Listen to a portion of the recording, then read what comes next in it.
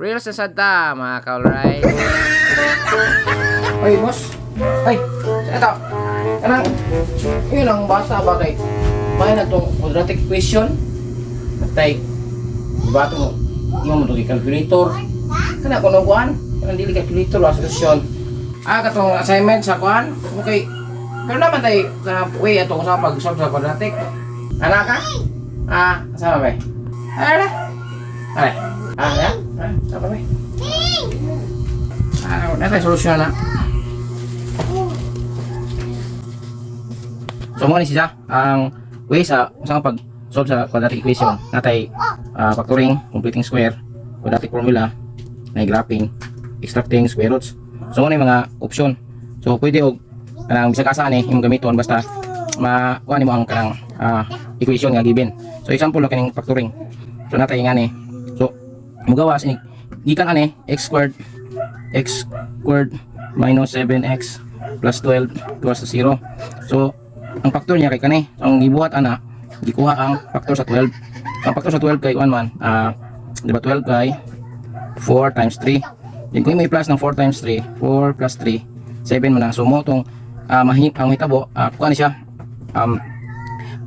pwede ni siya mahimong kanang factoring method. So ang gawas minus kay sin kining 3 nya x minus 4 kining minus mo na minus 7. So negative 3 minus negative 4 plus negative 3 plus negative 4 is negative 7.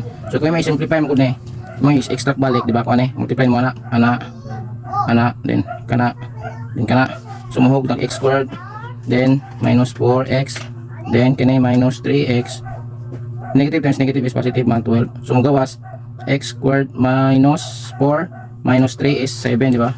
So 12. So mo nang gawas na siya kini mo na siya. So ang iyang factor is kani.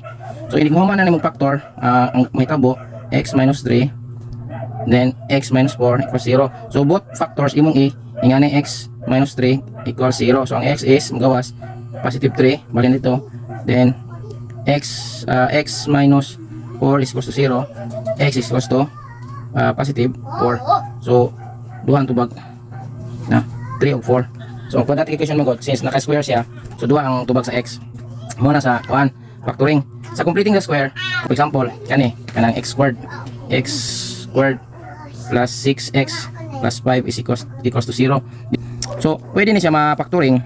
Pwede sa ni siya kaya ang factoring ani kay og imong ani bitaw, pwede man ni siya kan 5 kay di ba? Kuan man na. Ang factor sa 5 is 5 times 1 di ba? Then ang 5 times 1 kay og imong plus kay 6 man na. Subot pa sabot, pwede na siya mahimong ani x plus 5 times x plus 1. So imo na multiply x squared minus 5x x squared minus 5 x squared minus x squared minus x squared minus x plus x plus 5x plus 5 x plus 5x is 6x plus 5. So magawas nga na karon pwede pud ni siya og kanang katong completing the square. So kini kung factoring siya ngani magawas. So kani di ba x plus 5 then x plus 1 equals to 0. So imo nang equate samaan so mahimo nang x plus 5 is equals to 0. So x is minus 5 then ang isa ka x is x plus 1 is equals to 0.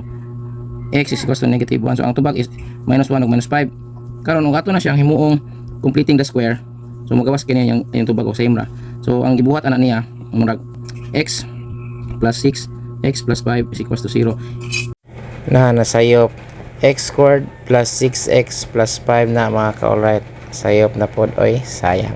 Karon ang iyang method is kining constant nga 5 i-move mo sa pikas mo muna hitabo x plus 6x equals to negative 5. Karon ang method mga ka-alright sakto man kana lang value niya kuwang lag square ang x ana. imong i-divide ning 6 sa 2. 6 divided by 2 then imong i-square. So ang tubag ana is 6 divided by 3 squared so 9. Ang gawas ana. Then kaning 9 imong i-plus ani. So i-plus nimo sa both sides of the equation. So imong nang x plus 6x plus 9 equals to negative 5 plus 9. So imong further x plus 6x plus 9 is equals to negative 5 plus 9 is positive 4. Di ba? Karon ma-factor nimo ni by square kay Actually, ang ma-factor ani is x squared plus 6x plus 9. So, ang tubag ana is x plus 3 square. Kuan man siya, ang factor aning 9 is 3 man. Then 3 times 3 plus 3 6. So mahitabo na x plus 3 squared is equals to 4. Then imo i-extract further, mahimo ng x plus 3 squared, di ba? Then i-square root nimo aron magawas ang cancel na siya. Kining 4 imo pong i-square root. So magawas na x plus 3 is equals to plus and minus 2. So plus and minus 2. So imo na siyang i-simplify further. Mahimo ng x is equals to kung mo gamit ka positive 2, so minus 3 plus 2. So ang tubag na is minus 1, di ba? Then kung mo gamit ka negative 2, x is equals to kung gihapon kay para sa minus 3, then minus 2. So x is equals to minus 5. So parehas atong ganina. Okay, so mo na sa kuan. Then natay quadratic formula. So ito kining quadratic formula. Next topic na nato ni kay kuan. Yun na di ay. Sige, atong inom bata. Alin na ko na.